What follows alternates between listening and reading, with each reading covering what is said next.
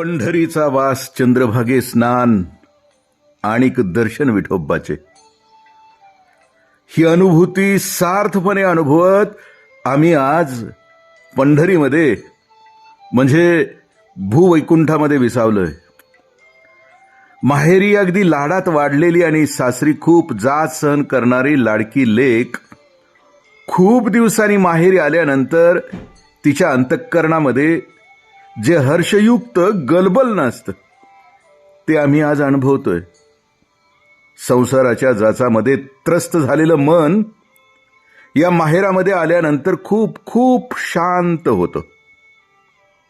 आता रावळात जावं, देवाच्या पायावर डोकं ठेवावं, आमच्या दैनंदिन जीवनामध्ये हजार वेळा होणारी तगमग सांगावी, झालेल्या सगळ्या चुका सांगाव्यात, त्याची माफी मागावी आणि परत आमचं कुठंच पतन व्हायला नको तशी ताकद तूच आम्हाला दे असं मागणं, त्याला मनापासून मागावं, त्याच्याजवळ बसावं आणि सांगावं, देवा देवा सांगू सुख दुःख, देव निवारील भूक, किंवा पुसता सांगेन हितगूज मात, बैसुनी एकांत सुखगोष्टी. तुकोबरायांनी म्हटल्याप्रमाणे हरिसी बोलता मन माझे रंगले, बोलणे चांगले विठोबाचे. असा आत्मनिवेदी संवाद त्याच्याशी साधावा असं सारखं वाटतं. त्याच्या समोर जाऊन त्याच्याशी समरसून जावं. तसं पाहिलं तर या वारीबद्दल बोलत असताना भक्ताच्या आणि वारकरी वैष्णवाच्या मनातील पांडुरंगाच्या भेटीची उत्कटता आपण आजपर्यंत अनुभवली.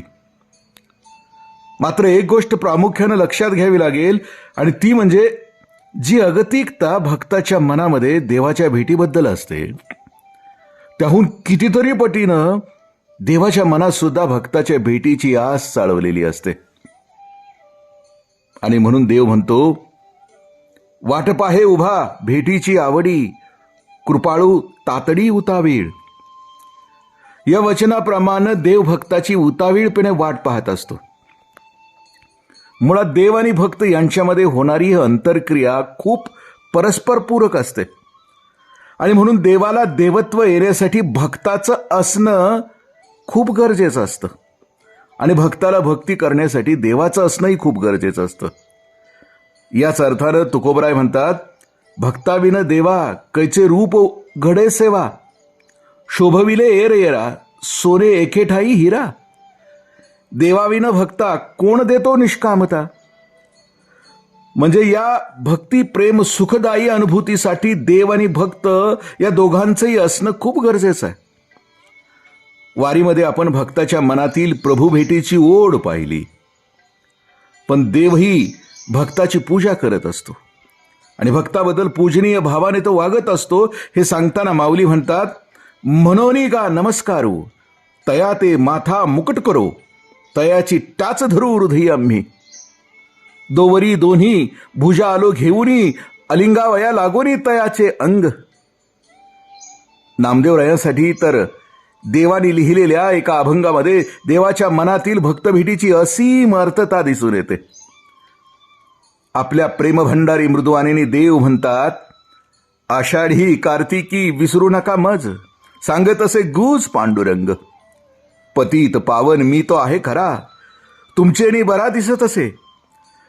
तुम्ही जाता गावा हुरूर माझ्या जीवा, भेटाल केधवा मज लागी. धावून या देव गळा घाली मिठी, स्फुंद स्फुंदोनी गोष्टी बोलत असे. तिन्ही त्रिभुवनी मज नाही कोणी, म्हणे चक्रपाणी नामयासी. या अभंगामध्ये स्वतः देवशाप्रमाणे एखाद्या आईची लेकरं त्या आईला सोडून दूर राहायला जाऊ लागल्यानंतर आई जो हृदयाचा विलाप करते, त्याच विलापी वाणीने भक्तांना सांगतात की आषाढी आणि कार्तिकीला मला विसरू नका. ही माझ्या मनातलं मी गुज तुम्हाला सांगतो आहे. भक्तिप्रेम सुखाचा खूप देखणा मिलाफ इथं आज अनुभवायला मिळतो.